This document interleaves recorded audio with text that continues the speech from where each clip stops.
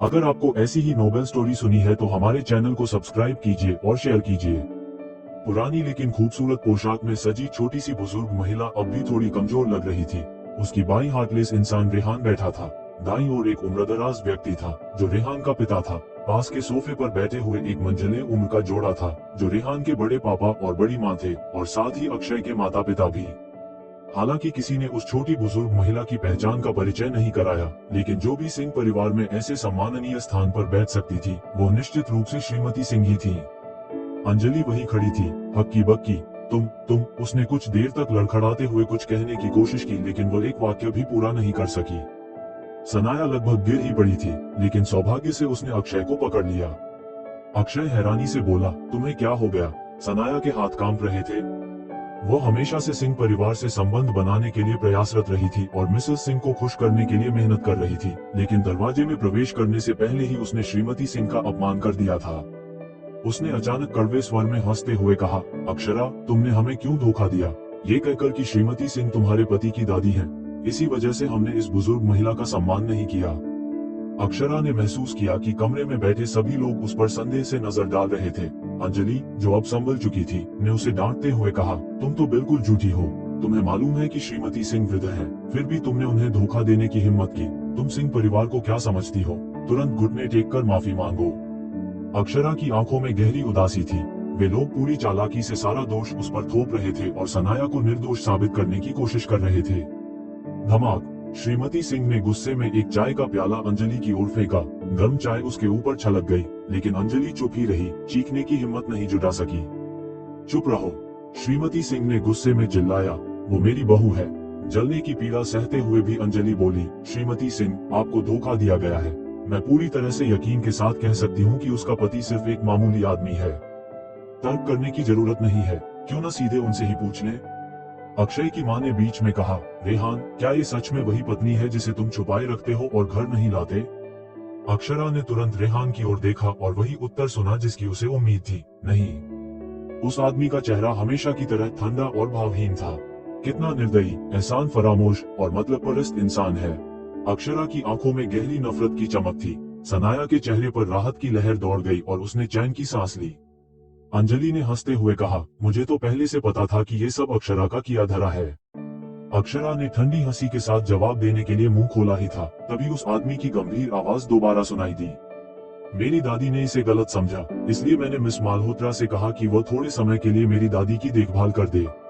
अक्षरा को कुछ कहने का तरीका नहीं मिला।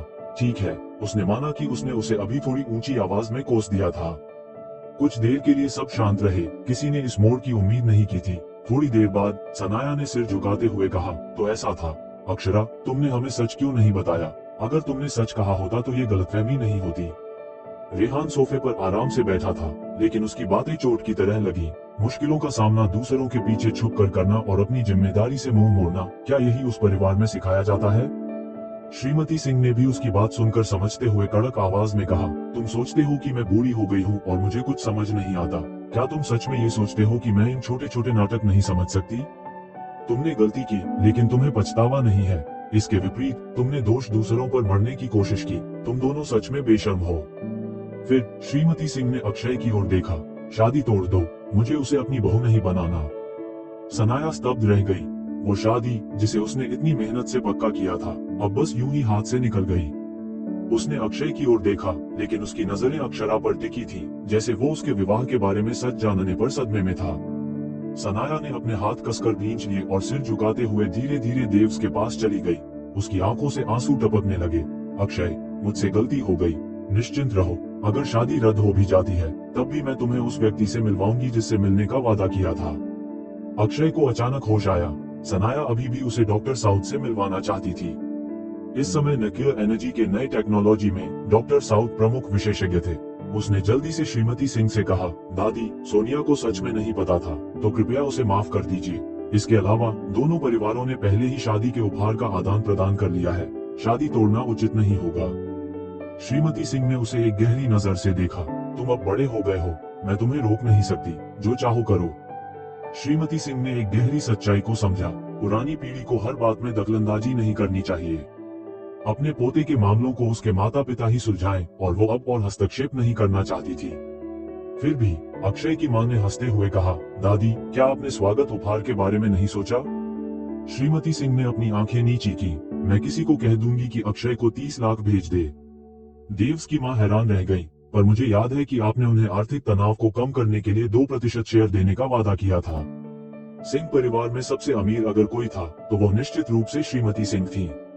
वो सिंघानिया परिवार से थी और जब उनकी शादी हुई तो उन्हें एक भारी दहेज मिला था। इसके अलावा उनके पास सिंह परिवार के 20% शेयर थे। अक्षय की मां इस शादी के जरिए उनसे कुछ हिस्सा लेने की कोशिश कर रही थी। सब कुछ पहले से तय था, लेकिन आखिरी पल में श्रीमती सिंह ने अपना इरादा बदल दिया। श्रीमती सिंह ने उनकी ओर एक हंसते हुए और आधी गंभीर नजर डालते हुए कहा, मुझे अपनी बहू पर असंतोष है, इसलिए मैं उन्हें कोई शेयर नहीं दूंगी। सनाया का चेहरा सफेद पड़ गया। उसे अपमानित महसूस हो रहा था। सिंह परिवार में कई नौकर थे और ये बातें निश्चित रूप से फैल जाएंगी। जल्द ही पूरे दिल्ली को पता चल जाएगा कि उसे श्रीमती सिंह ने अस्वीकार कर दिया है। एक अमीर परिवार की बेटी के लिए उसकी प्रतिष्ठा से ज्यादा कुछ महत्वपूर्ण नहीं था। श्रीमती सिंह ने मानो उसके चेहरे पर तमाचा मार दिया हो। साफ था कि श्रीमती सिंह इन बातों की परवाह नहीं करती। अपना पक्ष रखने के बाद उन्होंने तुरंत अक्षरा और रेहान को अपने निवास की ओर ले लिया। श्रीमती सिंह ने बहाना बनाया कि उन्हें तुरंत बाथरूम जाना है। इस बहाने से अक्षरा और रेहान को अकेला छोड़ दिया। एक पल में आंगन में सिर्फ वे दोनों ही रह गए। अचानक आंगन में बस 2 लोग ही रह गए थे, अक्षरा और रेहान। रात का अंधेरा स्याही जैसा गहरा था। अक्षरा उसके कंधे से कंधा मिलाकर खड़ी थी। तब उसने महसूस किया कि ये आदमी उससे 1 सिर ऊंचा था। उसकी ऊंचाई लगभग 6 फुट रही होगी। क्या ये वही इंसान था जिसके बारे में बूढ़ी अम्मा ने कहा था कि जब ये पैदा हुआ था तो बहुत दुबला पतला और छोटा था? जब वो मन ही मन उसे कोस रही थी, रेहान अचानक उसकी ओर मुड़ा और उसकी आंखों में नापसंदगी साफ झलक रही थी। Granny caretaker? अक्षरा भी कम नहीं थी। वो भी तीखी नजरों से उसे घूरते हुए बोली, जेमी। रेहान का चेहरा पर 12 बज गए। इसने तो दादी से ये सब भी उगलवा लिया। इसके इरादे जरूर छुपे हुए हैं। ये जरूर कोई बड़ा खेल खेल रही है। मुझे इससे सावधान रहना होगा। शायद दादी का इस पर भरोसा अनजाने में हुआ हो, पर इस औरत ने जानबूझकर दादी को अपने पास रखा। हो सकता है कि दादी ने अपने रिश्ते की जानकारी उसे अनजाने में दे दी हो। अक्षरा ने तीखे लहजे में जवाब देने के बाद असल मुद्दे की बात की। मुझे याद है तुमने कहा था कि तुम मेरा एक काम करोगे। क्या तुम मेरे साथ मैरिज कोर्ट चल सकते हो ताकि मेरी वैवाहिक स्थिति की पुष्टि हो सके? रेहान का चेहरा सख्त हो गया और उसने गुस्से में कहा, ठीक है, चलो। अगर ये सच नहीं निकला तो मुझे उम्मीद है कि तुम दादी का बहाना बनाकर मुझे परेशान करना बंद करोगी। बातों का सिलसिला चल ही रहा था कि खिड़की से बूढ़ी औरत ने सिर बाहर निकाला। अरे बदमाश, तुम मेरी बहू को तंग कर रहे हो? रेहान का चेहरा कस गया। नहीं। बूढ़ी औरत ने अक्षरा की ओर संदेह से देखा। बहू, क्या ये सच है? अक्षरा ने रेहान की तरफ एक मजाकिया नजर से देखा। उसने उसके आमतौर पर शांत चेहरे पर हल्का सा तनाव देखा और हल्के से मुस्कुराई। नहीं, ये मुझे तंग नहीं कर रहे। रेहान ने जैसे मन ही मन राहत की सांस ली, भले ही वो मुश्किल से ही नजर आई हो। मिसेस सिंह हंसी। अच्छा है, खाना तैयार है, अंदर आ जाओ। रात का खाना काफी साधारण था। 4 डिश और 1 सूप, 3 लोगों के लिए पर्याप्त। लेकिन बूढ़ी औरत की भूख कम थी। उसने कुछ ही निवाले खाए और फिर अपनी कांटा चम्मच रख दी। थकी हुई आवाज में बोली, बहू, मैं थक गई हूँ, चलो घर चलते हैं। अक्षरा ने उन्हें समझाने की कोशिश की, प्लीज इतना टेंशन मत लीजिए, यहीं आराम कर लीजिए आज रात। छोटा सा यह आंगन किसी छोटे नर्सिंग होम जैसा था, जहाँ हर तरह के मेडिकल उपकरण मौजूद थे। फिर भी मिसेस सिंह ने अक्षरा का हाथ कसकर पकड़ लिया। तुम मेरे साथ रुकोगी, ठीक है? अक्षरा ने हल्का सा झिझकते हुए रेहान की ओर देखा। सच कहूं तो उसे भी उनकी चिंता थी, लेकिन वह जानती थी कि रेहान उसे लेकर संदेह में रहता है और सोचता है कि वो बूढ़ी औरत के सहारे उससे नजदीकियां बढ़ाने की कोशिश कर रही है। वो उसे कभी इसकी इजाजत नहीं देगा। रेहान कुछ देर खामोश रहा, फिर बोला, ठीक है। उसने अक्षरा की ओर एक अर्थपूर्ण नजर डाली, जैसे कह रहा हो कि वह ये सब सिर्फ अपनी दादी के लिए कर रहा है और अक्षरा इसे गलत न समझे। अक्षरा के चेहरे पर हल्की सी मुस्कुराहट उभरी। मिसेस सिंह संतुष्ट हुई। ठीक है, जहाँ मेरी बहू रहेगी वहीं मैं भी रहूंगी। रात के खाने के बाद अक्षरा ने मिसेस सिंह को उनके कमरे में आराम करने में मदद की। लग रहा था कि आज का दिन उनके लिए काफी थकाऊ रहा। वह जल्दी ही अक्षरा का हाथ पकड़ते ही सो गई। उनकी नींद काफी बेचैन थी। जैसे ही अक्षरा ने उनका हाथ छोड़ा, मिसेस सिंह नींद में ही अपने हाथ से इधर उधर टटोलने लगी। बहू। अक्षरा बेबस महसूस कर रही थी और उनके पास बैठकर उनका साथ देने का फैसला किया। बाहर खिड़की के पास खड़े रेहान के चेहरे पर गंभीरता थी। उसने परिवार के डॉक्टर से पूछा, दादी का ये हाल क्यों है? डॉक्टर, जो मनोविज्ञान के विशेषज्ञ भी थे, ने गहरी सांस ली। हालांकि मुझे यह नहीं पता कि मिसेस सिंह ने इस लड़की को क्यों अपनाया, पर मैं समझ सकता हूँ कि वह इतनी बेचैन क्यों है। उन्हें डर है कि उनकी बहू कहीं छोड़कर न चली जाए। ऐसा क्यों? रेहान ने संजीदगी से पूछा। डॉक्टर ने उसे देखा और कहा, ऐसा लगता है कि मिसेस सिंह को लगता है कि वो इस साल शायद जीवित नहीं रहेंगी। उन्हें डर है कि उनके जाने के बाद तुम्हारे पास कोई साथ देने वाला नहीं होगा, और ये बहू ही वो एकमात्र शख्स है जो तुम्हारे साथ रह सकेगी। रेहान थोड़ी देर के लिए चुप रह गया। उसकी काली आंखों में कुछ भाव दबे हुए नजर आए, जो जल्द ही शांत हो गए। वो चांदनी में खड़ा ऐसा लग रहा था जैसे अंधेरे में घुल मिल जाएगा। कितनी देर बीत चुकी थी, इसका किसी को पता नहीं चला। फिर अचानक उसने पीछे मुड़कर मुख्य घर की ओर बड़े कदमों से चलना शुरू किया। सनाया के लिए वो रात का खाना बहुत कठिन साबित हुआ। सिंह परिवार की पहली शाखा ने उसकी वजह से 2% शेयर खो दिए थे। अक्षय की मां इससे बहुत असंतुष्ट थी और उसने सनाया की ओर व्यंग्यात्मक नजरों से देखा। अरे, क्या अक्षरा तो एक नाजायज संतान है ना, फिर भी वो मिसेस सिंह को अपने पक्ष में कैसे कर लेती है और तुम नहीं कर पाती? सनाया ने सिर झुका लिया और माफी मांगते हुए कहा, आंटी, मैं उसकी तरह मीठी बातें नहीं कर पाती। मैं दूसरों को खुश करना नहीं जानती। अक्षय की मां ने नाक सिकोड़ते हुए कहा, मुझे परवाह नहीं कि तुम क्या करती हो, लेकिन तुम्हें वो 2% शेयर वापस लाने होंगे, वरना सिंह परिवार में कदम रखने का सपना छोड़ दो। सनाया ने मन में दबी दबी नाराजगी महसूस की। किसी तरह खाना खत्म करने के बाद उसने घर जाने की अनुमति मांगी, लेकिन वो बाहर निकल पाती इससे पहले ही रेहान अंदर आ गया। वो लंबा और प्रभावशाली था। जैसे ही वो कमरे में दाखिल हुआ, उसकी मौजूदगी ने पूरे माहौल को और गंभीर कर दिया। उसकी तीव्र निगाहें मेज पर रखे बचे हुए खाने पर पड़ी और उसका चेहरा और अधिक सख्त हो गया। मिसेस सिंह ने तो कुछ भी नहीं खाया था और ये यहाँ आराम से खुद को तृप्त कर रहे थे। अक्षय की मां चुप हो गई जब उसने रेहान का चेहरा देखा। अक्षय के पिता ने भौहें चढ़ाते हुए पूछा, रेहान, यहाँ कैसे आना हुआ? रेहान ने उनकी ओर ध्यान नहीं दिया और उसकी नजरें सीधी सनाया पर टिक गईं। चूंकि शादी तो अभी तक टूटी नहीं है, तो वो अभी भी सिंह परिवार का हिस्सा मानी जाएगी, है ना? सबको उसकी बात समझ नहीं आई। हाँ, तो फिर उसे सिंह परिवार के नियमों का पालन करना होगा। आज उसने अपने बुजुर्गों का अपमान किया है, इसलिए उसे रात भर सिंह परिवार के पुश्तैनी कक्ष के सामने घुटनों के बल रहना होगा। रेहान ने इशारा किया और 2 बॉडीगार्ड सनाया के पास चले गए। मिस मालहोत्रा, कृपया हमारे साथ चलिए। सनाया सन्न रह गई। सारी रात पुश्तैनी कक्ष के सामने घुटनों के बल। वो बचपन से ही इतनी आरामदायक जिंदगी में पली बड़ी थी, तो ये कैसे सहन कर पाती? उसने अक्षय की ओर मदद के लिए देखा, पर उसने देखा कि अक्षय भी घर के मुखिया से विद्रोह करने की हिम्मत नहीं कर पा रहा था।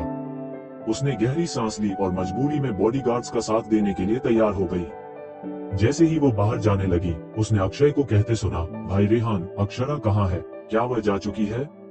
रेहान ने सख्त लहजे में जवाब दिया, वो मेरी मेहमान है और आज रात सिंह फैमिली में ही रहेगी।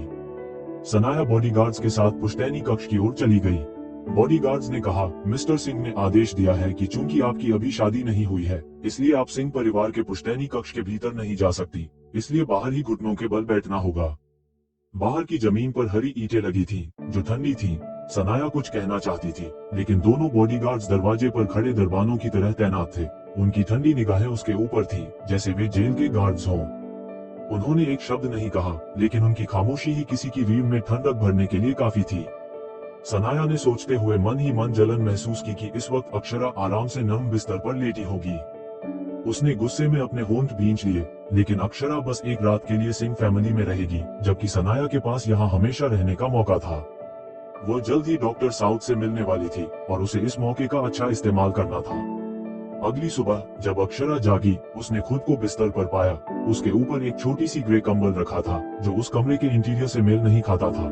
उसने इस पर ज्यादा ध्यान नहीं दिया और उठकर फ्रेश होने के बाद नाश्ते के लिए पहुंची, जहां पुरानी श्रीमती सिंह और रेहान भी मौजूद थे। टेबल पर डोनट्स की एक प्लेट रखी थी। जैसे ही पुरानी श्रीमती सिंह ने एक उठाने की कोशिश की, रेहान का चेहरा सिकुड़ गया।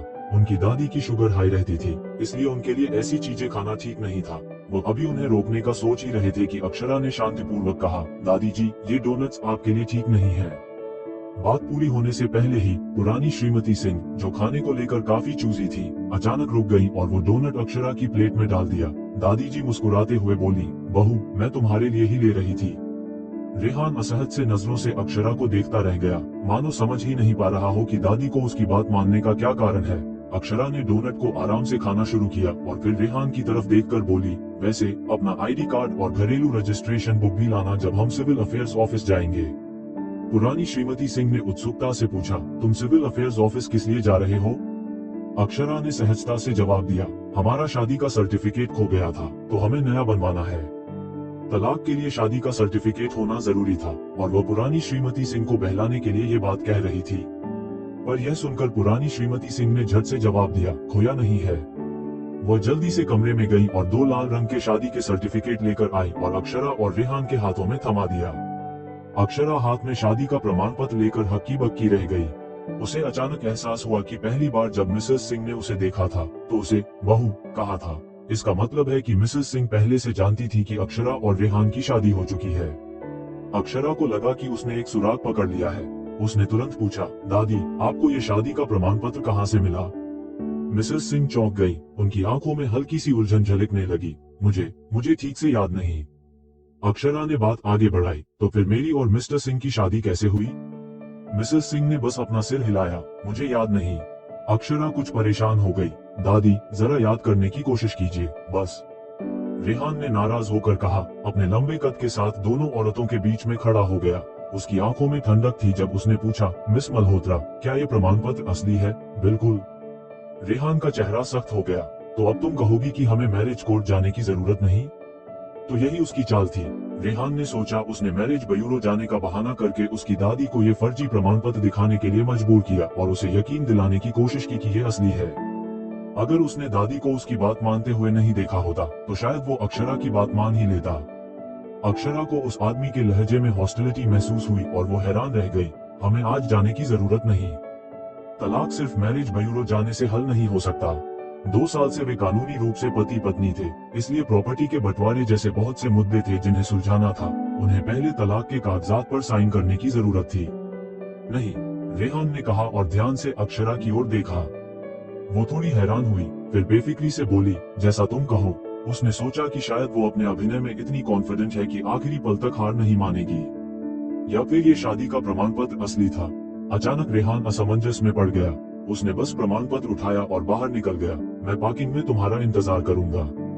अक्षरा ने दादी को ढांढस बंधाया और फिर रेहान के पीछे चल दी। रेहान तेजी से चल रहा था और अक्षरा को उसके साथ चलने के लिए लगभग दौड़ना पड़ रहा था। जब वे पार्किंग में पहुंचे तो उन्होंने देखा कि अंजलि वहां खड़ी थी। उसके साथ एक बुरी हालत में सान्या थी जो कांप रही थी और चीख रही थी।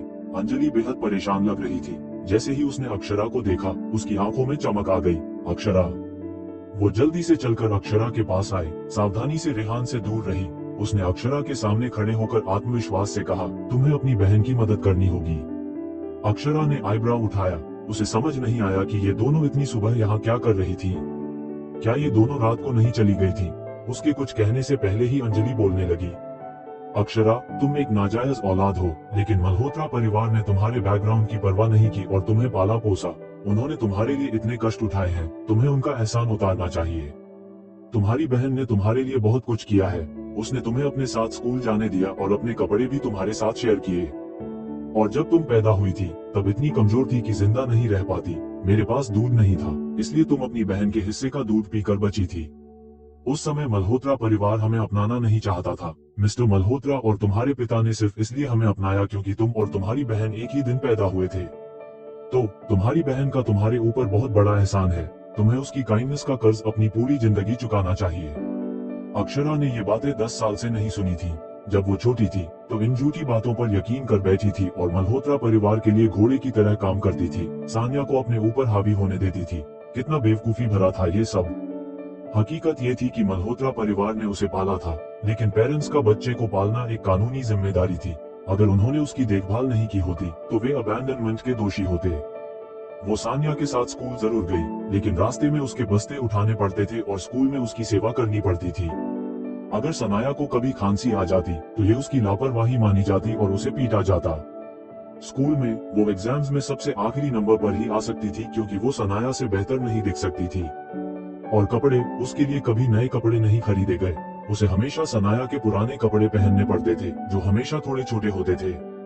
मिसेस मल्होत्रा ने उसे एक बार नया ड्रेस खरीदा, लेकिन जैसे ही उसने वो पहना, अंजलि ने उसे उतार लिया और सनाया को दे दिया, कहकर कि वो इसके लायक नहीं है। वो सनाया से ज्यादा सुंदर कैसे दिख सकती थी?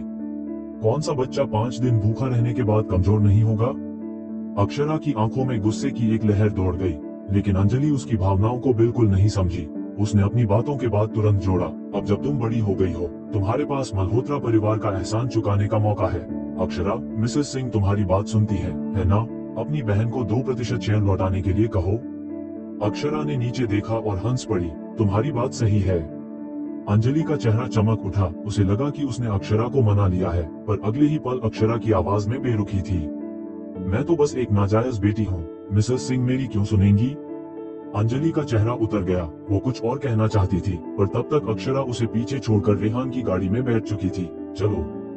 रेहान को कुछ कहते नहीं बना। उसने पीछे की सीट पर बैठी लड़की की तरफ देखा और सोचा कि उसे बताना चाहिए कि ड्राइवर अभी तक नहीं आया है, पर तभी उसने देखा कि अंजलि गाड़ी की तरफ भाग रही थी। रेहान ने खुद ही ड्राइवर की सीट पर बैठते हुए दरवाजा बंद किया। उसने धीरे से सीट बेल्ट बांधी और फिर गाड़ी स्टार्ट की। ब्लैक बेंटली आराम से चल रही थी। रेहान ने रियर व्यू मिरर में देखा, अक्षरा खिड़की से बाहर जाती हुई सीनरी को देख रही थी। उसका खूबसूरत चेहरा बिल्कुल शांत था और उसके चेहरे पर हल्के से आंसू थे। उसने अपनी नजर हटा ली और ड्राइविंग पर ध्यान देने लगा। उसे कुछ कहने का इरादा था, पर आखिरकार उसने कुछ नहीं कहा। गाड़ी जल्दी ही मैरिज कोर्ट पहुंच गई। जैसे ही उसने गाड़ी रोकी, डेविस ने ड्राइवर साइड की विंडो पर दस्तक दी। रेहान ने विंडो डाउन की और डेविस की आवाज आई, बॉस, ड्राइवर ने बताया कि आपने खुद गाड़ी ली। मुझे चिंता हो गई, इसलिए जीपीएस को फॉलो कराया। क्या सब ठीक है? कुछ नहीं, रेहान हमेशा की तरह कम शब्दों में जवाब दिया। डेविस ने मैरिज कोर्ट की तरफ देखा और बोला, तुम यहाँ क्यों आए? मुझे मत बताओ कि तुम अक्षरा सिंह से इतने परेशान हो गए हो कि पागल हो गए। चिंता मत करो, मैंने तुमसे कहा था ना, वो तुम्हें फिर से देख भी नहीं पाएगी। अगर ऐसा हुआ तो मैं लाइव स्ट्रीम पर अपने कपड़े उतारूंगा। डेविस अपनी बात पूरी भी नहीं कर पाया था कि उसे पीछे से एक आलसी सी आवाज सुनाई दी। उसने धीरे धीरे पीछे देखा तो पाया कि अक्षरा के चेहरे पर शरारती हंसी थी। उसने मजाक में कहा, तुम कौन सा सोशल मीडिया यूज करते हो? डेविस पूरी तरह से हैरान रह गया। तीनों मैरिज कोर्ट में दाखिल हुए और सेवा विंडो के पास पहुंचे। डेविस ने आगे बढ़कर पूछा, नमस्ते, मुझे एक सवाल पूछना है। क्या शादी का सर्टिफिकेट दोनों लोगों की मौजूदगी के बिना लिया जा सकता है? क्लर्क ने कहा, बिल्कुल नहीं। सुन लिया, डेविस ने अक्षरा की तरफ ताना मारते हुए कहा। उसकी नजरें शादी के सर्टिफिकेट पर गईं। फिर उसने व्यंग्य से कहा, तुमने तो नकली सर्टिफिकेट भी बना लिया है। बहुत अच्छा, अब मैं तुम्हें जालसाजी और उत्पीड़न के लिए रिपोर्ट करता हूँ।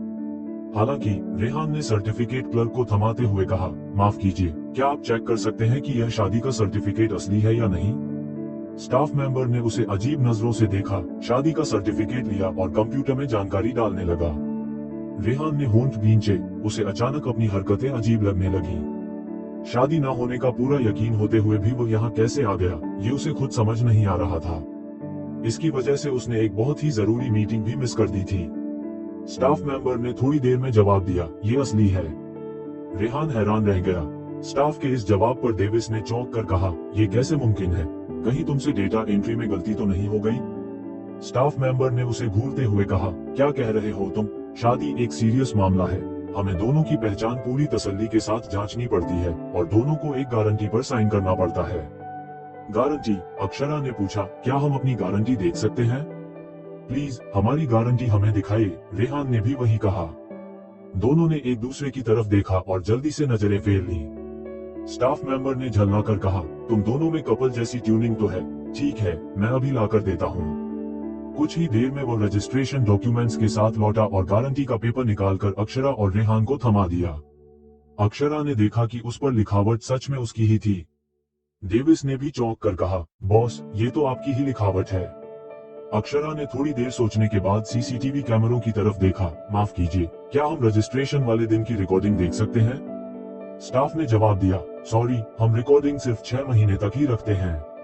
स्टाफ मेंबर लगातार उन्हें भरोसा दिलाता रहा कि शादी का सर्टिफिकेट तभी जारी होता है जब दोनों पक्ष वहां मौजूद होते हैं और हम गलती नहीं करते।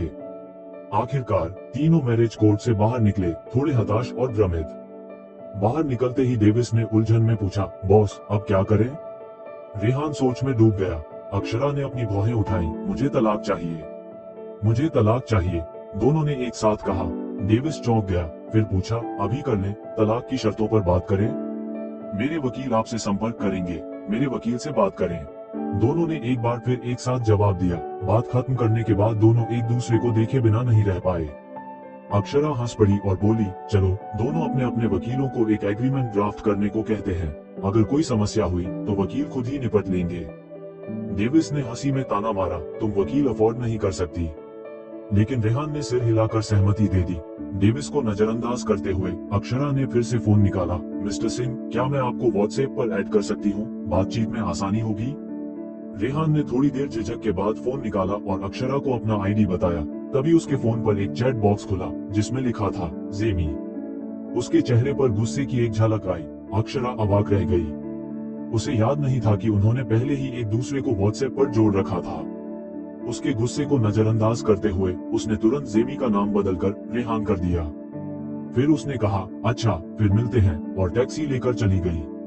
अक्षरा को जाते हुए देखकर डेविस ने संकोच के साथ रेहान की तरफ देखा। बॉस, आप दोनों सच में शादीशुदा हैं, है ना? दोनों की ट्यूनिंग कुछ ज्यादा ही मिलती जुलती थी। रेहान ने उसे एक नजर देखा। सबसे अच्छे तलाक वकील को ढूंढो और एक ऐसा कॉन्ट्रैक्ट ड्राफ्ट करवाओ जो मेरी बाहरी संपत्ति को पूरी तरह सुरक्षित रखे। डेविस सावधान होकर खड़ा हुआ। जी। फिर उसे एक ख्याल आया और बोला, अब समझ में आया।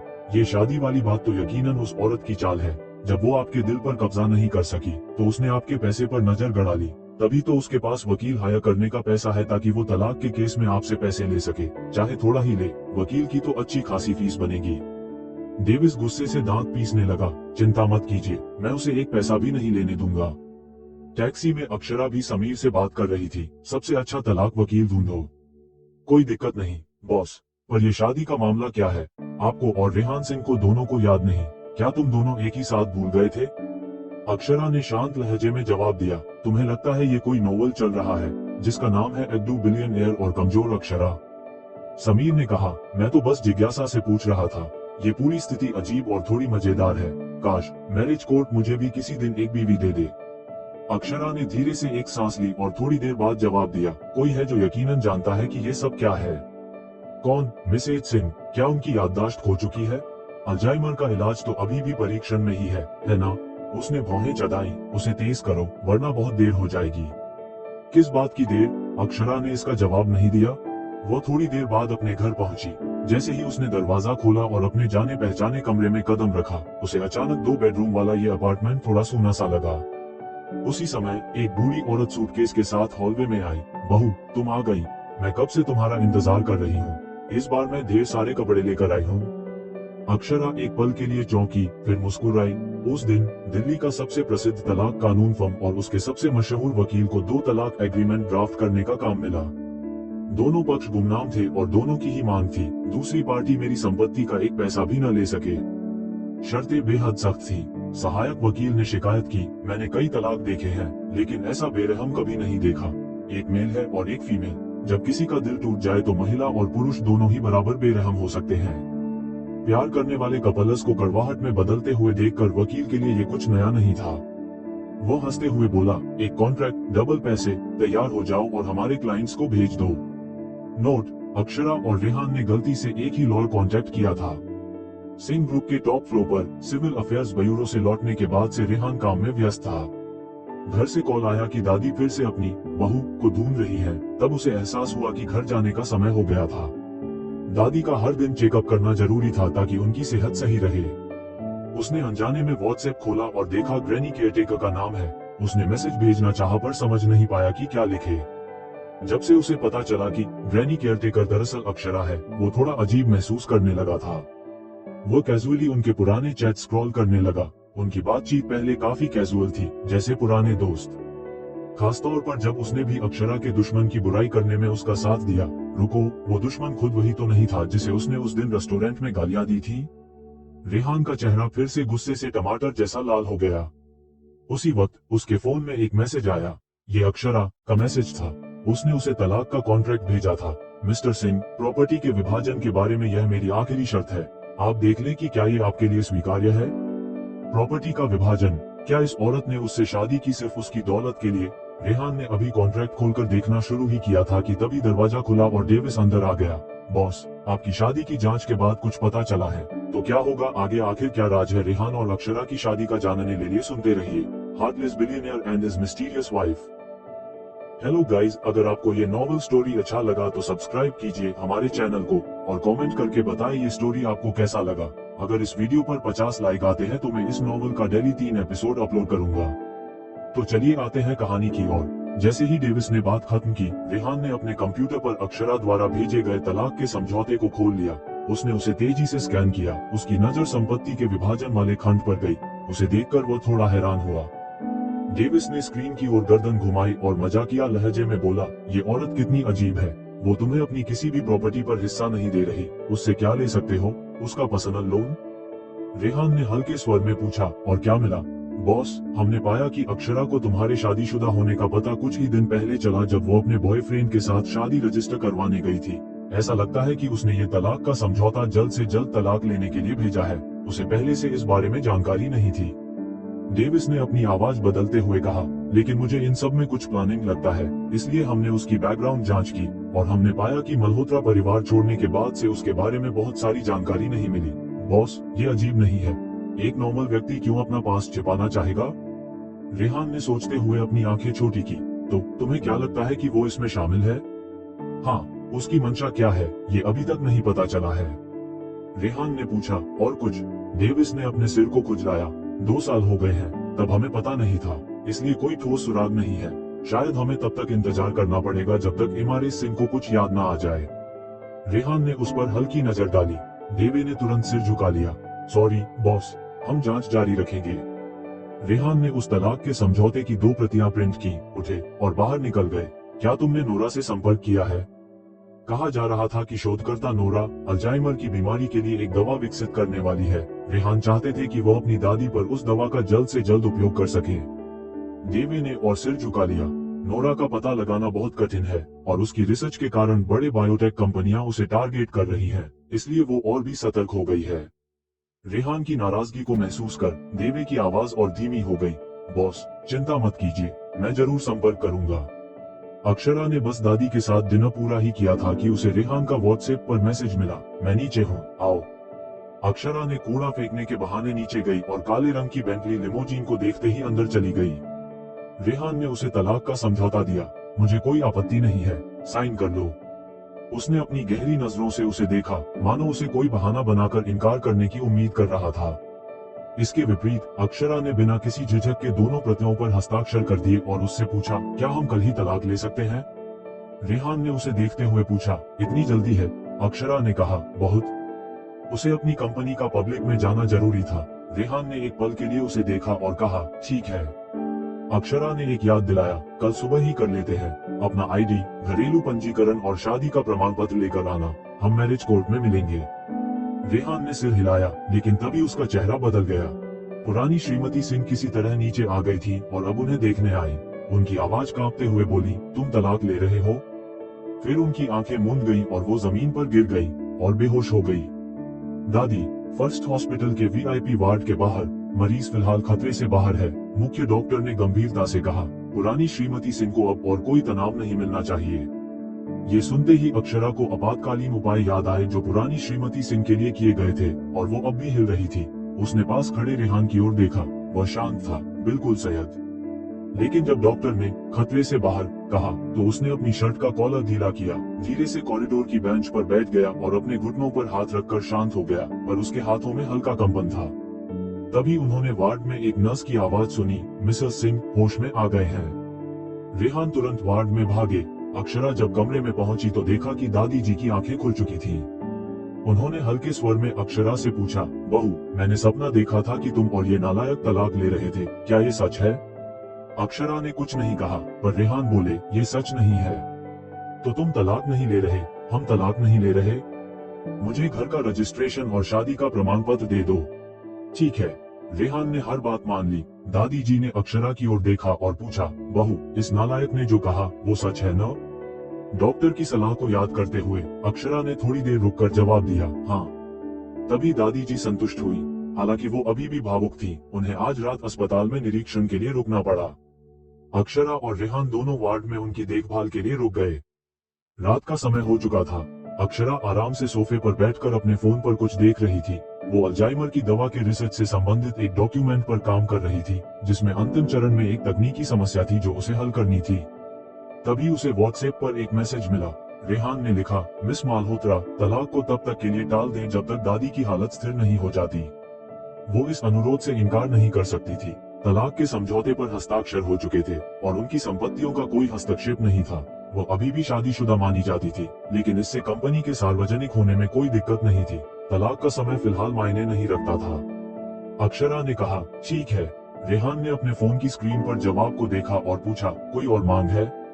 अक्षरा ने लिखा, जब दादी ठीक हो जाएंगी तो हमें जल्द से जल्द तलाक लेना चाहिए। रेहान ने उसे देखकर हल्का सा सिर हिलाया। इस महिला को समझना उसके लिए मुश्किल होता जा रहा था। अस्पताल के बिस्तर से दादी ने अक्षरा और रेहान दोनों की ओर देखा। दोनों के बीच बहुत कम बातचीत हुई थी। ये उनके लिए सही नहीं था।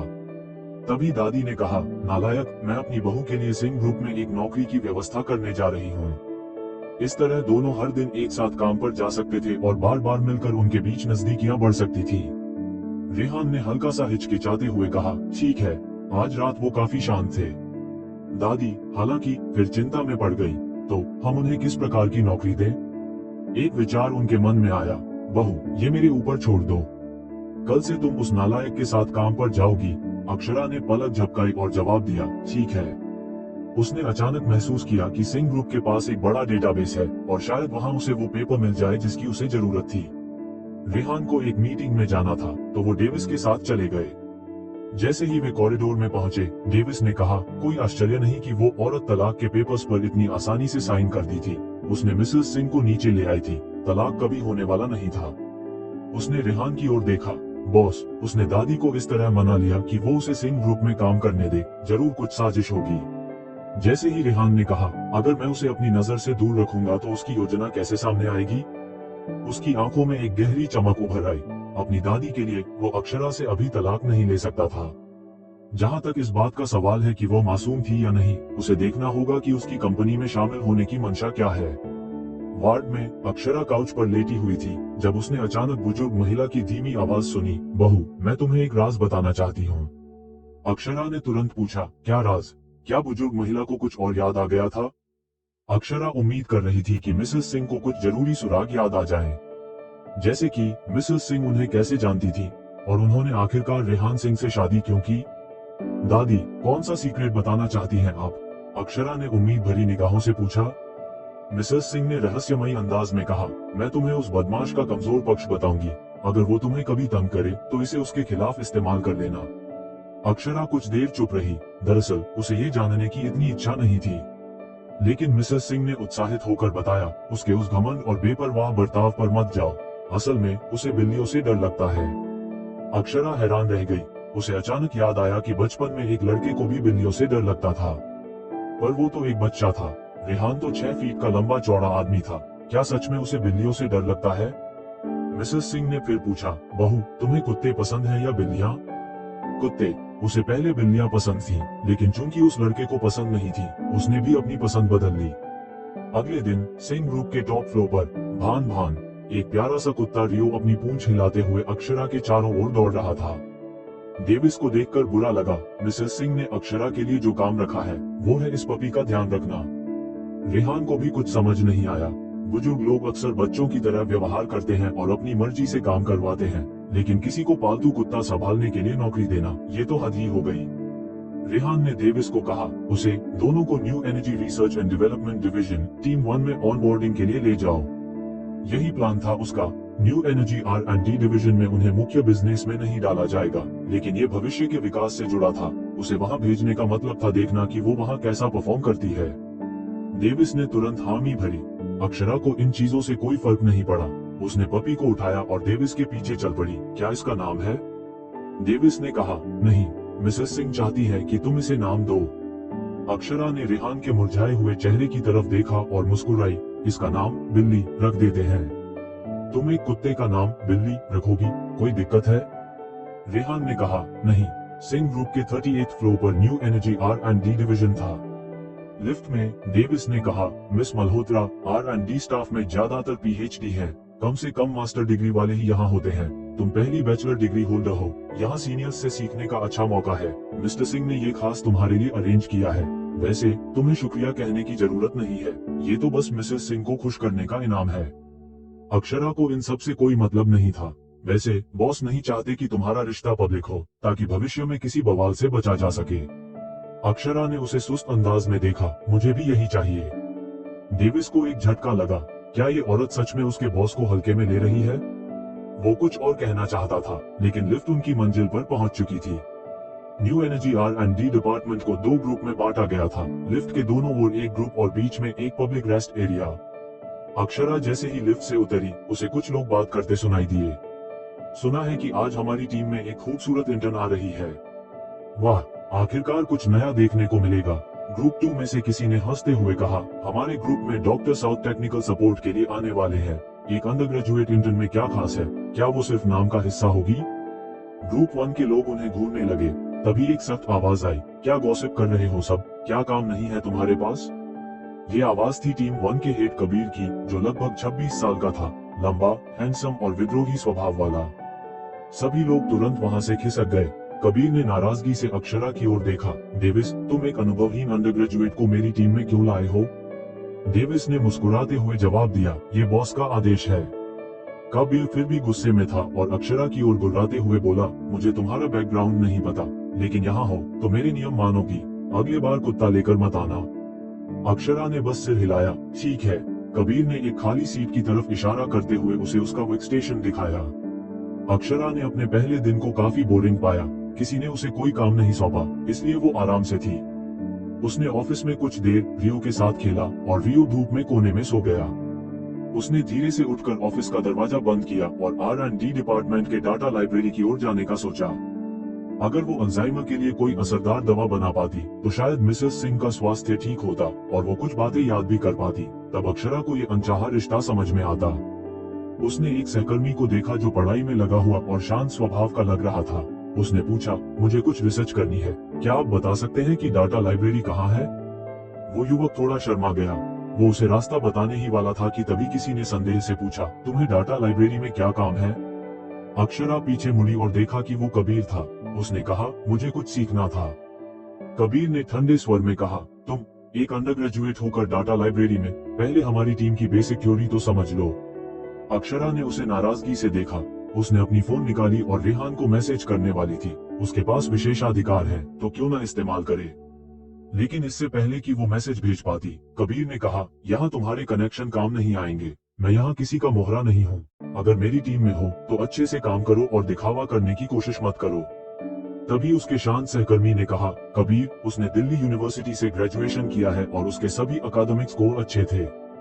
कबीर ने तुरंत कहा, क्या फायदा उस छोटी मोटी पढ़ाई का? हर अंडर ग्रेजुएट यहाँ नए अनुभव के साथ आता है। उसने सहकर्मी की टेबल से एक फाइल उठाकर अक्षरा की तरफ फेंकी। ये हमारी टीम का नया प्रोजेक्ट है, देखो समझ में आता है या नहीं। नए हो तो नए जैसे रहो। अक्षरा ने प्रोजेक्ट की फाइल देखी और जल्दी से पलटने लगी। कबीर को गुस्सा आया, इतनी जल्दी पन्ने पलट रही हो? क्या खुद को डॉक्टर साउथ समझती हो? समझ में नहीं आता तो टाइम खराब मत करो। ये अफवाह थी कि डॉक्टर साउथ की याददाश्त गजब की थी और वो बहुत तेज पढ़ सकते थे। ये सुनकर अक्षरा ने उसे ठंडे स्वर में देखा। किसने कहा कि मुझे ये समझ में नहीं आता? अक्षरा ये सुनकर चौंकी। क्या तुम्हें समझ आ गया? अक्षरा के जवाब देने से पहले ही कबीर के साथ वाला एम्प्लॉय बोल पड़ा। कबीर, मुझे लगता है वो सच कह रही है। कबीर ने उसे घूरते हुए पूछा, क्या तुम दोनों एक दूसरे को जानते हो? सहयोगी ने शर्माते हुए मुस्कुराकर कहा, मैं प्रोफेसर शर्मा के अंडर ग्रेजुएट स्टूडेंट था। पिछले साल जब उन्होंने हमें ज्वाइन किया तो वो एक रिसर्च प्रोजेक्ट पर काम कर रही थी जो प्रोफेसर शर्मा के अंडर था। अक्षरा ने उसे ध्यान से देखते हुए याद करने की कोशिश की। लकी शर्मा? लकी ने मुस्कुराते हुए कबीर को समझाया, वो अकेली अंडर ग्रेजुएट थी जिसे प्रोफेसर शर्मा ने प्रोजेक्ट के लिए चुना था। वह जल्दी पढ़ने में माहिर है और उसे इन बेसिक फ्रेमवर्क्स का अच्छा अनुभव है। पर कबीर ने अभी भी उसे नाखुश नजरों से देखा। ये तो सिर्फ बेसिक्स है, कोई जरूरत नहीं कि तुम खुद पर इतना गर्व करो। अगर समझ भी लिया है तो, अगर इतनी ही काबिल हो तो कोर टेक्नोलॉजी के इश्यूज सॉल्व करके दिखाओ। लकी ने तुरंत कहा, बॉस, आप उनसे बहुत ज्यादा उम्मीद कर रहे हैं। कबीर ने तंज कसते हुए कहा, अगर तुम में दम नहीं है तो जैसा कहा जा रहा है वैसा ही करो। रिसोर्स लाइब्रेरी में जाओ और सबसे बेसिक चीजें ढूंढो। तुम्हें खुद पर शर्म आनी चाहिए। ये कहकर वो वहां से चला गया। लकी ने गहरी सांस लेते हुए अक्षरा से कहा, हम लोग कोर टेक्नोलॉजी इश्यूज में फंसे हुए हैं और कबीर ने कई दिनों से ठीक से सोया नहीं है, इसलिए थोड़ा चिड़चिड़ा हो गया है। पर वो बुरा इंसान नहीं है, उसकी बातों को दिल पर मत लेना। अक्षरा को कोई फर्क नहीं पड़ा। वो यहाँ दुश्मनी बनाने नहीं आई थी। उसने रिसोर्स लाइब्रेरी का पता पूछा और सीधे वहां पहुंच गई। सिंह समूह की रिसोर्स लाइब्रेरी 60वीं मंजिल पर थी। यह एक विशाल प्राइवेट लाइब्रेरी की तरह थी, जो सिर्फ कंपनी के कर्मचारियों के लिए ही उपलब्ध थी। यहाँ किताबें विभिन्न इंडस्ट्रीज से संबंधित थीं, जिनमें ऐसे साइंटिफिक रिसर्च मटेरियल भी थे जो बाहर उपलब्ध नहीं थे। अक्षरा को एक हल्का सा रोमांच महसूस हुआ। उसके अंदर एक एहसास था कि उसे यहाँ वो मिलेगा जिसकी उसे तलाश थी। टॉप फ्लोर पर रेहान ने कुछ पुराने फाइल्स पर काम करते हुए देखा कि उसकी व्हाट्सएप पर एक मैसेज आया है। यह मैसेज श्रीमती सिंह का था।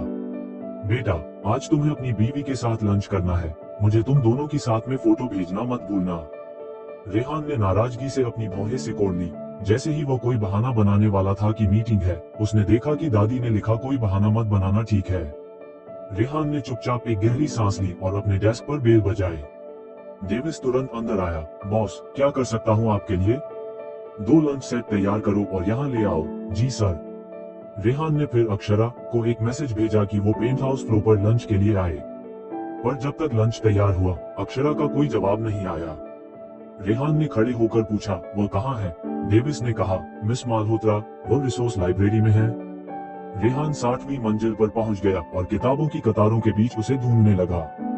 जल्द ही उसने उसे और अक्षय को एक साथ देखा। अक्षरा किताबों में खोई हुई थी और उसे अपने फोन के वाइब्रेट करने का पता ही नहीं चला। लाइब्रेरी में मॉडर्न टेक्नोलॉजी वाली बुक्स थे और वो उनमें पूरी तरह मग्न थी। वो इतनी तल्लीन थी कि गलती से किसी से टकरा गई। सॉरी। अक्षरा ने मुड़कर देखा तो एक जाना पहचाना चेहरा नजर आया। अक्षय उसे गुस्से से देखते हुए बोला, अक्षरा, तुम दादी को खुश करने के लिए इतनी कोशिश कर रही हो, क्या ये सब मेरे भाई के करीब आने के लिए है? अक्षरा का चेहरा गहरा गया। तुम्हें क्या करना है? पर अक्षय ने आगे कहा, मेरे भाई ने हमेशा औरतों से दूरी बनाई है। यह मत सोचो कि तुम अपनी खूबसूरती के बल पर उन्हें पा सकती हो। वो इतने हल्के इंसान नहीं है। अभी उन्होंने सिर्फ तुम्हें काम से दूर रखने के लिए एक अनावश्यक नौकरी दी है। अक्षरा ने हंसते हुए कहा, तो तुमने मुझे इतने समय तक इसलिए पसंद किया क्योंकि तुम हल्के इंसान हो? अक्षय चौंक गया। अक्षरा ने उसके चेहरे की ओर देखा। वो उसका कॉलेज का इकलौता दोस्त था। अक्षरा ने गंभीरता से उसके साथ रिलेशनशिप में जाने का सोचा था और यहाँ तक कि उसके प्रपोजल को स्वीकार करने की भी सोची थी जब उसने ग्रेजुएशन सेरेमनी में एक सरप्राइज का इशारा किया था। उसे उम्मीद नहीं थी कि चीजें इस तरह से बदल जाएंगी। अक्षय सनाया को प्रपोज कर देगा। अचानक अक्षय भड़क गया। मुझे पता है कि तुम मुझसे नफरत करती हो क्योंकि मैंने सनाया से शादी का प्रस्ताव दिया था, पर मेरे पास कोई और रास्ता नहीं था। अमीर घरानों के रिश्तों में कई चीजें होती हैं। मैंने तुम्हारे लिए भी लड़ाई की थी। मेरी माँ ने भी एक साधारण इंसान को अपनाने की इजाजत दी थी, पर तुम्हारी स्थिति, किसी भी हाल में मैं एक नाजायज लड़की से शादी नहीं कर सकता, नहीं तो दिल्ली में मेरा नाम बदनाम हो जाएगा। अक्षरा ने उसकी ओर देखा। बचपन में वो अपनी स्थिति के कारण खुद को नीचे महसूस करती थी, पर जब से उसने मालहोत्रा परिवार छोड़ा, उसे समझ में आया कि आत्मसम्मान ज्यादा महत्वपूर्ण है। उसने नजरें फेर ली। शुक्रिया जो तुमने मुझसे शादी नहीं की, अक्षरा ने कहा, और जैसे ही उसने जाने की कोशिश की, अक्षय ने उसका रास्ता रोक लिया। मुझे पता चला है कि कबीर ने तुम्हें ग्रुप 1 में तंग किया है। मैं तुम्हें ग्रुप 2 में ले सकता हूँ। वहाँ मैं इंचार्ज हूँ और मैं अच्छे लोगों से तुम्हें ट्रेनिंग दिलवा सकता हूँ। मैं जानता हूँ तुम एक कॉम्पिटिटिव इंसान हो और तुम इतनी समझदार हो कि जल्दी ही सीख जाओगी। जल्द ही तुम अपने पैरों पर खड़ी हो सकोगी और ये मामूली काम नहीं करना पड़ेगा। अक्षरा ने उसे बीच में ही टोक दिया। शर्त क्या है? अपने पति को तलाक दे दो और मेरी हो जाओ। अक्षय इस विचार को सहन नहीं कर सकता था कि वह किसी और के साथ रहे। ये सोचते ही उसका गुस्सा फूट पड़ता था। अक्षरा ने ठंडे स्वर में कहा, तुम इसके लायक नहीं हो। क्यों? क्या तुम अपने बदमाश पति से इतना प्यार करती हो? क्या तुम मानोगी अगर मैं कहूँ कि उसे तुम्हें छोड़ने पर मजबूर कर सकता हूँ, चाहे पैसे से या किसी धमकी से? वो मुझसे बेहतर कैसे है? गुस्से से भरा हुआ अक्षय ने अक्षरा की कलाई पकड़ ली और उसे किताबों की अलमारी से टकरा दिया। उसकी आंखें गुस्से से लाल हो गई। या फिर यह बात है कि तुम औरतें ऐसी ही होती हो, तुम उसके साथ सो चुकी हो और अब उसे छोड़ नहीं सकती। क्या यही बात है? अगर ऐसा है तो चलो देखते हैं कौन बेहतर है, मैं या वह। वो आगे बढ़ा और जबरन उसे चूमने की कोशिश करने लगा। पुस्तकालय के छोर पर रेहान खड़ा था। उसने सब कुछ सुन लिया था। जब उसने अक्षय का अनुचित व्यवहार देखा तो उसका चेहरा गुस्से से लाल हो गया और वह कदम बढ़ाने ही वाला था। लेकिन उसी क्षण उस नन्ही सी महिला ने अचानक अक्षय को घुटने पर जोर से मारा। दर्द से पीछे हटते हुए उसने बिना संकोच के उसे थप्पड़ जड़ दिया। अक्षरा ने एक जोरदार थप्पड़ मारा और गुस्से में उसे घूरती हुई बोली, मैं तुम्हारी इज्जत बचाना चाहती थी, पर जब तुम खुद ही अपनी बेइज्जती करवाने पर तुले हो तो सुन लो, मेरे पति तुमसे लंबे हैं, तुमसे ज्यादा हैंडसम है और तुमसे कहीं बेहतर स्टेमिना रखते हैं। कम से कम वो मुझसे दूर नहीं हटते। अगर तुम्हें इतनी चिंता है तो थोड़ी कसरत कर लो। ये कहकर वो मुड़ी और सामने खड़े रेहान को देखकर हैरान रह गई। रेहान बिल्कुल खामोश खड़ा था। उसी वक्त दर्द से कराहते हुए अक्षय ने गुस्से में चिल्लाकर कहा, उसके स्टेमिना का क्या फायदा, मैं यहाँ ऑफिस में जो चाहूँ वो कर सकता हूँ, पर तुम्हारा पति मेरा कुछ नहीं बिगाड़ सकता। अचानक एक गहरी आवाज आई, किसने कहा कि मैं कुछ नहीं कर सकता। सभी ने एक साथ अपनी नजरें उस ओर मोड़ी जहाँ से आवाज आ रही थी।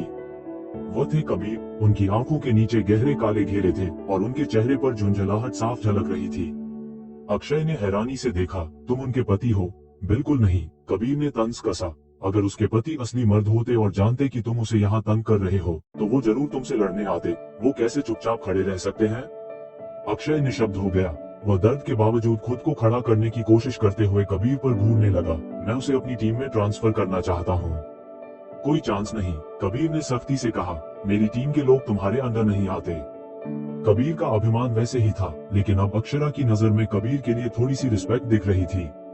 अक्षय ने उलझन में पूछा, वो यहाँ सिफारिश से आए हैं, तुम्हें तो सिफारिशी लोग बिल्कुल पसंद नहीं। कबीर ने हल्की सी मुस्कान दी। तुम्हें क्या हक है उसकी आलोचना करने का? वो एक मामूली कर्मचारी है और तुम एक कॉलेज ग्रेजुएट होकर दूसरी टीम के लीडर हो। तुम्हें किसने हक दिया सिफारिश की बात करने का? अक्षय कबीर से इतना चिढ़ गया कि उसने गुस्से में दांत पीसे। ये अलग बात है, मैं सिंह परिवार ग्रैंडसन हूँ। हाँ, सिंह ग्रुप में सबसे ज्यादा सिफारिश का इस्तेमाल करने वाले लोग। अक्षय ने गहरी सांस ली, फिर अचानक कहा, कुछ दिनों में डॉक्टर साउथ मेरी रिसर्च टीम में आ रहे हैं। कबीर, वो तुम्हारे आदर्श है ना? अगर तुम इस मामले में हस्तक्षेप नहीं करोगे तो मैं तुम्हें उनसे मिलवा सकता हूँ। कबीर एक पल के लिए रुके। न्यू एनर्जी एंड मेडिसिन क्षेत्र में रिसर्च करने वाले सभी लोगों का आदर्श थे डॉक्टर साउथ। कबीर ने उनकी प्रकाशित रिसर्च लेटर को बार बार पढ़ा था और जितना पढ़ते गए उतना ही उनकी ग्रेटनेस को समझते गए। कबीर ने मिलने के कई रास्ते खोजने की कोशिश की थी और अब अक्षय इस बात का इस्तेमाल उनके खिलाफ कर रहा था। कुछ पल के लिए डॉक्टर साउथ के सम्मान में कबीर रुके, फिर बोले, नहीं। उन्होंने अक्षरा की ओर देखा। यहाँ तमाशा करने की जरूरत नहीं है, मेरे साथ चलो। अक्षरा ने उस दिशा में देखा जहाँ रेहान अभी अभी थे, लेकिन उन्होंने देखा कि वे कब चले गए पता ही नहीं चला। अक्षरा ने मन ही मन राहत की सांस ली। वो कबीर के साथ डेटा सेंटर से बाहर निकल आए। कबीर ने नाखुश होकर भौहें चढ़ाई। तुम्हारी वजह से मैं डॉक्टर साउथ से मिलने का मौका चूक गया। लेकिन अक्षरा मुस्कुराई, और मौके मिलेंगे। कबीर ने फिर उसे डांटा, तुम एक कॉलेज स्टूडेंट हो, ऑफिस में शांति से बैठ नहीं सकती, वहाँ जाकर तमाशा क्यों कर रही थी? अक्षरा ने अब कोई बहस नहीं की। कबीर का नाम सुनते ही अक्षरा को गुस्सा वाला फेस नजर आता था, लेकिन वो एक अच्छे इंसान भी है। अक्षय वहीं खड़ा रहा, आंखों में नाराजगी के साथ। उसने अपने हाथों को जोर से भींच लिया। एक दिन वो अक्षरा को मजबूर कर देगा कि वो उससे भीख मांगे और माफी मांगे। उसने गहरी सांस ली, अपने दर्द को थोड़ा सहते हुए। फिर सनाया को फोन किया, तुम्हारा कल दोपहर को डॉक्टर साउथ के साथ लंच अपॉइंटमेंट है, मुझे भी साथ ले चलो। अक्षरा और कबीर R&D डिपार्टमेंट की पहली टीम में वापस लौटे, तभी उसे व्हाट्सएप पर एक मैसेज दिखा। वो लंच का बहाना बनाकर टॉप फ्लोर पर रेहान के ऑफिस में चली गई। रेहान सफेद शर्ट और काले सूट में थे, पूरे एक जेंटलमैन की तरह दिख रहे थे। बिना सिर उठाए उन्होंने पास के डाइनिंग टेबल की ओर इशारा किया, ये तुम्हारा लंच है। अक्षरा थोड़ी असमंजस में थी। उनका यह व्यवहार देखकर लगता नहीं कि उन्होंने पहले की बात सुनी होगी, है ना? इसी दौरान उसे कैमरे के शटर की आवाज सुनाई दी। रेहान ने आराम से फोटो खींचकर ग्रैंडमा को व्हाट्सएप कर दिया।